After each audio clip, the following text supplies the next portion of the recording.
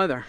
I just wanted to take this short opportunity to discuss some of the aspects of self-defense that I've seen coming up on social media of late. Now, some of you may be aware that recently in our country of the United Kingdoms, we've had several very bad attacks involving knives, and unfortunately the UK is now very well known for knife attacks. One of the ones I want to specify is the attack that occurred upon a train when 9 people were severely injured and hospitalised.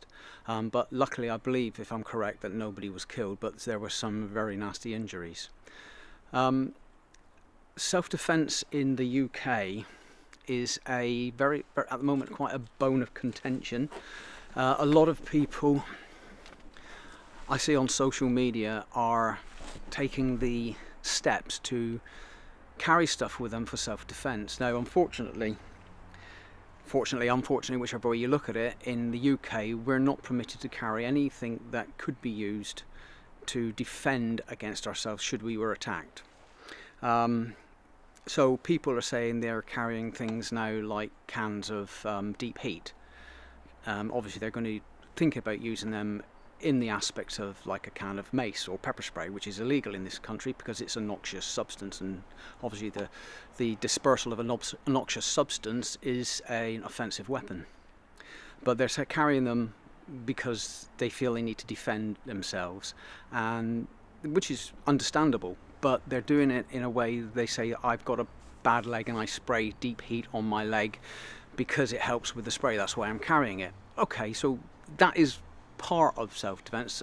And also, while I'm here, this is not legal advice to anybody who's watching this. It's just me as a martial arts instructor, my views on self-defense in the country I live in. So they're carrying deep heat and saying they've got bad legs, they spray it on that. But everybody starts doing that now, and I think you'll find the police will suddenly become wise that people aren't carrying deep heat for pulled muscles, they're carrying it for another reason. Now, anything in this country that's carried for the purpose of self-defense is instantly an offensive weapon. We are allowed to carry things like knives. This is my personal little knife here I carry.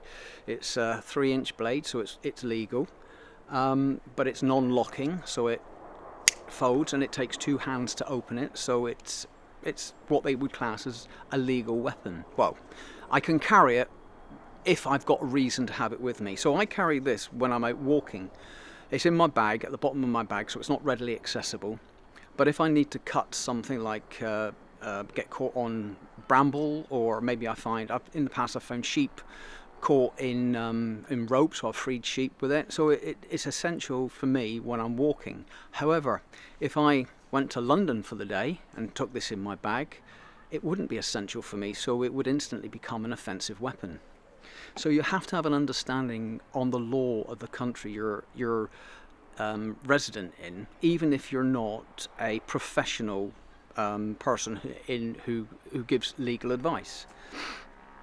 Now, the thing about carrying weapons doesn't mean to say, or the thing about not being able to carry weapons doesn't mean to say we don't have a right to self-defense. We do. Everybody, sorry about that, kids going home from school. So everybody has a right to self-defense. You have to obviously proportionate that response if you need to defend yourself, and it has to be proportionate to the attack. So if somebody's calling you horrible names, that's no excuse to go up and hit them. That would be non-proportionate. Also, if you do defend yourself and you stop the attack to a degree when the assailant doesn't want to attack you anymore, but you continue afterwards and maybe they're on the floor and you go up and kick them in the head, well, you have now stepped beyond that realm of what was proportionate. So I'm hearing also that people are, as we're going back to these things, carrying or thinking of carrying knives. Now, I can understand their want. So like if I was permitted to carry a sidearm, I'd carry a sidearm. But we're not. So carrying of a knife for the purpose of self-defense is instantly an offensive weapon. It speaks for itself. And I believe the sentence for being caught with a weapon, I think it's 2, if you're caught twice, it's an instant 7 years jail sentence. Don't quote me on that, but that's what I believe it is. But you're going to get into trouble. So the other aspect is I see people on social media saying it's all right for criminals to carry knives, so it's all right for me to carry a knife. Well, okay, if you're going to carry a knife, first thing I would say to you is, do you know how to fight with it? Do you know how to use it? Because if you don't know how to use a knife, although it's wrong to carry a knife in the first place, if you don't know how to use it, all you're doing is taking a weapon to a fight that somebody may be able to use against you. So if you're carrying a knife and somebody attacks you and you draw that knife out and they know how to disarm you and use the knife against you, you've just helped them out by bringing a knife to the fight. Now, that's some of my bones of contention with what I've been reading on social media. But I would also like to point out that some people aren't aware of what they are permitted to do in a self-defense situation, or as I prefer to call it, self-protection, because it's proactive. So if, for instance, you were in your house and somebody broke in and they were armed with a knife, and you were in the kitchen and you picked up a knife to defend yourself, that could be looked upon as self-defense, because the weapon was already in the area you were occupying. You didn't take it to that area for the purpose of self-defense. It was there and you used it to defend yourself. So that could be looked upon, I wouldn't say it would, it could be looked upon as proportionate in self-defense. Now, the aspect of self-defense I want to make you aware of is on board a train. Now, modern trains are basically sealed tubes of metal. So I don't know, some of you may know or may not know, I used to work on the railway. And the trains I started working on weren't as sealed as the trains of today are. You could manually open the door whilst the train was moving. You know, you'd see it all the time. Trains arriving in London, before the train would stop, the office workers were off the train running along the platform. It was common. There were so many injuries and health and safety got involved that now all train doors are electronically sealed. You have methods of opening them. You still have the passenger communication cord or passenger communication lever. It used to be a chain you used to pull, now it's a lever, usually covered by a plastic shield.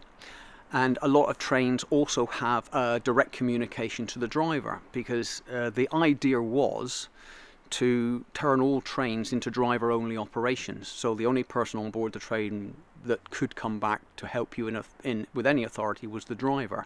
Now, just as a little bit of a segue here, can you imagine what it would have been like on board that train that the knife attacked on, where 9 people were injured, had there not been a guard on board? I think it could have been a lot worse. The guard and the driver did do a lot to stop the attack, I'm under the impression, and they were also injured during the attack.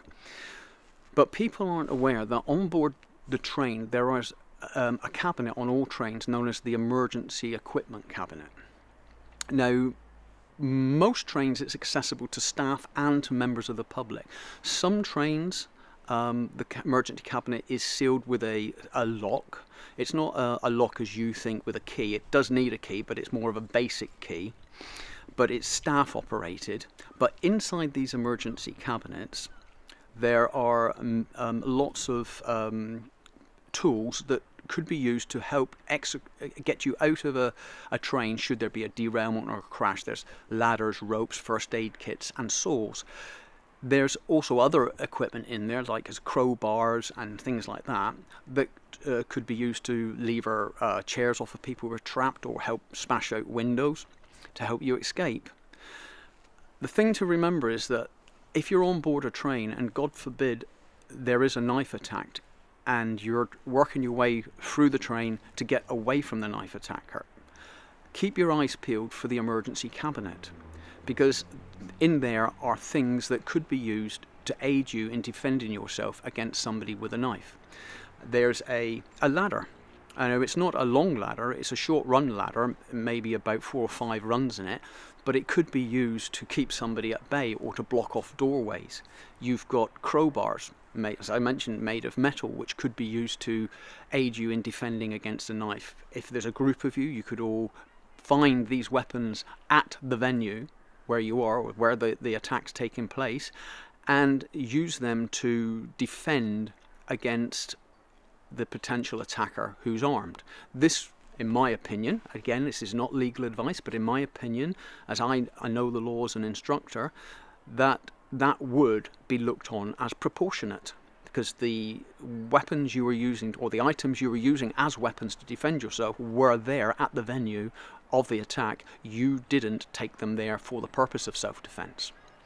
So when you're going through a train, I would advise you, like with an aircraft, when the air hostesses do their instruction on putting on life jackets and here are the exits, you don't get that on a train, but you have got lots of indicators of where these emergency cabinets are held. The other thing to remember is there are fire extinguishers dotted all around the train. There's usually one fire extinguisher in every coach. Now, these fire extinguishers are usually water. You may come across a CO2 one. The driver will have at least 2 in his cab, and they'll more likely be AFFF fire extinguishers. But if you think about the fire extinguisher, even squirting water in somebody's face who's attacking you can cause a distraction. CO2 can also make it difficult for people to see you, and also it removes the oxygen from the atmosphere. AFFF is a foam-based fire extinguisher, can make it slippery for the person to stand who's attacking you.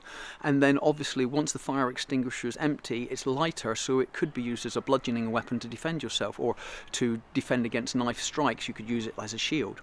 So fire extinguishers are also available on board train, and they are accessible to the members of the public as well.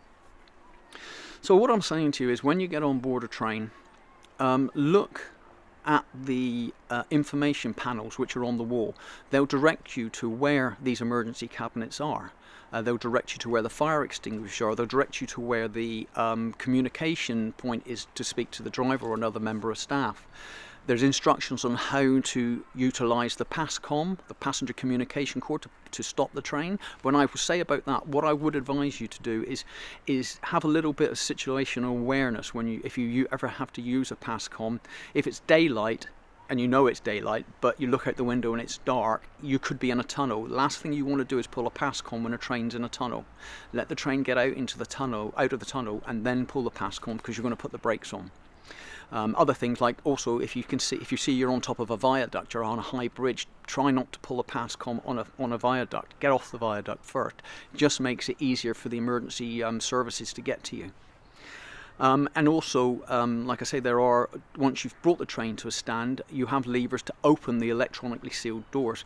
And if you have to open the electronically sealed doors, please be careful getting down, because they could be getting down onto another track where it is live and trains could be running past you, or you could be climbing down onto 3rd rails or 4th rails. If you're on overhead electrics, as long as you're going down, it's not too bad.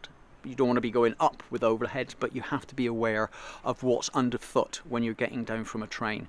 And hopefully there'll be a member of staff to direct you what's the correct way to go and how to clear the track. But if you have to exit a train and climb down onto the ballast, that's the stone that's around the track, make sure you look both ways before crossing the track, and get clear of all track and stay off of the tracks completely. Don't step on any metal railheads, because you could potentially be stepping onto an electric railhead, but also if it's wet you could slip underfoot and break an ankle. So be aware of when you're on board trains. If you get an attack on, then it's frightening, but there are things you can do. Don't forget, look for the emergency cabinet, look for the fire extinguishers, get yourself understanding where the exits are. Look at the PASCOMs, to need to put the brake on, see how they're operated, and also have a look at how do you open the doors should you need to bring the train to a stop. The only other thing I would say is, like I say, the emergency cabinets, they are generally passenger accessible. There's a little glass window. Sometimes you have to brake and pull a trigger to get in there, but some are only available through staff opening them. So if there is problems, you're not sure, try to find the guard, and he'll have the key to open the door. The other thing you can look at is that I was walking through the train videoing, and I thought to myself, oh, I never seen that. I never saw this, even while working on the railway, because I suppose it wasn't in my thought pattern at the time, because there wasn't any so much violence attacks happening on trains. But there's a point where on some trains where you have bike racks, and you can slide the front wheel of a bike into the rack. Well, it's secured by Velcro, and it's very close to one of the doors that goes between carriages. If you can take that Velcro and wind it around the handle of the door, if you have to hold it there, a couple of strong men could hold it in place, you will be able to keep the door from opening, because it'll act like an anchor. It'll tie it around the handle if you can, or if you have to hold it in place. But that Velcro is very strong, and it will help hold the door closed. So these are just a few of my observations from my experience working on the railway, and to pass it on to you that there are things you can do when on board train to protect yourself, God forbid an event happens like happened at Peterborough.